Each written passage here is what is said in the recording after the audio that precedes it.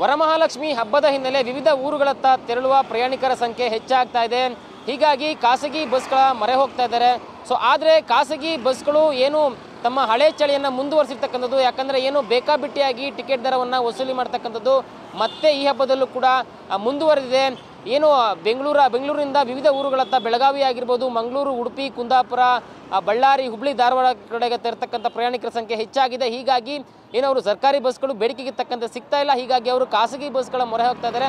So ಆದರೆ ಖಾಸಗಿ ಬಸ್ಗಳು ವಿಪರೀತವಾಗಿ ಸುಲಿಗೆ ಮಾಡ್ತಾ ಇದ್ದಾರೆ ಅಂತ ಹೇಳಿ ಅವರು ಕಂಪ್ಲೇಂಟನ್ನು ಮಾಡ್ತಾ ಇದ್ದಾರೆ. ನನಗೆ ಸದ್ಯಕ್ಕೆ ಬೆಂಗಳೂರಿನ ಮೆಜೆಸ್ಟಿಕ್ ಸುತ್ತ ಬಳಿ ಇರ್ತಕ್ಕಂಥ ಪ್ರೈವೇಟ್ ಬಸ್ ಸ್ಟ್ಯಾಂಡ್ ಏನಿದೆ, ಖಾಸಗಿ ಬಸ್ಗಳ ನಿಲ್ದಾಣದ ಬಳಿ ನಾನಿದ್ದೀನಿ. ಈಗಾಗಲೇ ಕೂಡ ಏನು ಹಲವಾರು ಖಾಸಗಿ ಟ್ರಾವೆಲ್ಸ್ಗಳು ಈಗಾಗಲೇ ಕಾರ್ಯಾಚರಣೆಯನ್ನು ಆರಂಭಿಸಿರ್ತಕ್ಕಂಥದ್ದು.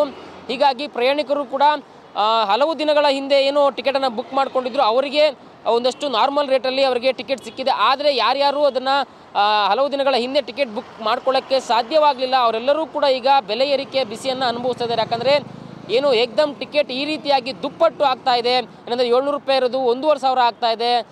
ಏನು 800 ರೂಪಾಯಿ ಇರ್ತಕ್ಕಂಥದ್ದು 1300, 1400 ಈ ರೀತಿಯಾಗಿ ಅವರು ಮನಸೋ ಇಚ್ಛೆಯಾಗಿ ಅವರೇ ನಿಗದಿ ಮಾಡಿ ಹಣವನ್ನು ವಸೂಲಿ ಮಾಡ್ತಾ ಇದ್ದಾರೆ. ಇನ್ನು ಪ್ರಯಾಣಿಕರು ಕೂಡ ಹಬ್ಬಗಳಿಗೆ ಹೋಗಲೇಬೇಕಾದ ಒಂದು ಅನಿವಾರ್ಯತೆ ಇರೋದ್ರಿಂದ ಅವರು ಕೇಳಿದಷ್ಟು ದುಡ್ಡನ್ನು ಕೊಟ್ಟು ಹೋಗಬೇಕಾದ ಒಂದು ಸಂದಿಗ್ಧತೆಗೆ ಅವರು ಕೂಡ ಈಗ ಒಳಗಾಗ್ತಾ ಇದ್ದಾರೆ. ಸೊ ದುಡ್ಡು ಕೊಟ್ಟು ಹೋಗಲೇಬೇಕು, ಊರುಗಳನ್ನು ಸೇರಲೇಬೇಕು, ಹಬ್ಬವನ್ನು ಮಾಡಲೇಬೇಕು ಅಂತಕ್ಕಂಥದ್ದು ಈಗ ಪ್ರಯಾಣಿಕರಿಗೆ ಅನಿವಾರ್ಯ ಆಗಿದೆ. ಹೀಗಾಗಿ ಪ್ರಯಾಣಿಕರು ಕೂಡ ವಿಧಿ ಇಲ್ಲದೆ ಅವರು ಕೇಳಿದಷ್ಟು ಹಣವನ್ನು ಕೊಟ್ಟು ಈಗ ತಮ್ಮ ಊರುಗಳತ್ತ ತೆರಳುತ್ತಾ ಇದ್ದಾರೆ. ಆದರೆ ಇದಕ್ಕೆಲ್ಲ ಕಡಿವಾಣ ಹಾಕಬೇಕಾದಂಥ ಪ್ರಾದೇಶಿಕ ಸಾರಿಗೆ ಅಧಿಕಾರಿಗಳು ಅಂದರೆ RTO ಅಧಿಕಾರಿಗಳು ಸರಿಯಾದ ಕ್ರಮಗಳನ್ನು ತೆಗೆದುಕೊಳ್ತಾ ಇಲ್ಲ, ಅವರಿಗೆ ಬಿಸಿ ಮುಡಿಸ್ತಾ ಇಲ್ಲ, ರೂಲ್ಸ್ ಆ್ಯಂಡ್ ರೆಗ್ಯುಲೇಷನ್ಗಳನ್ನು ಅವನ್ನ ಸರಿಯಾಗಿ ಫಾಲೋ ಮಾಡ್ತಾ ಇಲ್ಲ.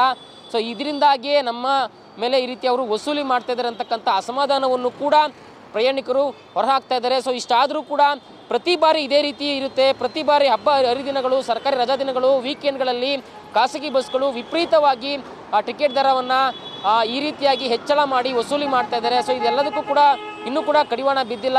ಮುಂದಿನ ದಿನಗಳಲ್ಲಾದರೂ ಇದಕ್ಕೆ ಕಡಿವಾಣ ಬೀಳಬೇಕು. ಏನು ಪಾಪ ಪ್ರಯಾಣಿಕರು ಮಧ್ಯಮ ವರ್ಗದವರು ಊರುಗಳತ್ತ ತೆರಳ್ತಾ ಇದ್ದಾರೆ. ಇರೋಬರ ದುಡ್ಡೆಲ್ಲ ಬರೀ ಬಸ್ಗಳಿಗೆ ಟಿಕೆಟ್ ಹೆಸರಲ್ಲಿ ಕೊಡ್ತಾ ಹೋದರೆ ನಾವು ಊರಿಗೆ ಹೋಗಿ ಏನು ಮಾಡೋದು ಅಂತಕ್ಕಂಥ ಒಂದು ಅಸಮಾಧಾನವನ್ನು ಕೂಡ ಹೊರಹಾಕ್ತಾ ಇದ್ದಾರೆ.